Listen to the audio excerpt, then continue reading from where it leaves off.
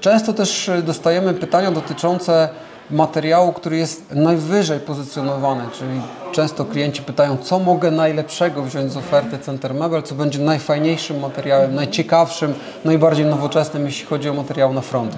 Jeśli chodzi o taki najbardziej nowoczesny, poszukiwany i przez projektantów i też bardzo uznany przez projektantów, to są fronty Phoenix. To są fronty, które po pierwsze mają przepiękną kolorystykę, a z drugiej strony też jest to niesamowity mat, który jest w 100% odnawialny, jeśli chodzi o mikrouszkodzenia. Ja rozumiem, że też ten dekor, który jest we froncie, to jest dokładnie odwzorowanie tego, co mamy w blatach. Dokładnie to, co mamy w blatach, natomiast jeśli chodzi o asortyment frontów, mamy szerszy niż asortyment blatów.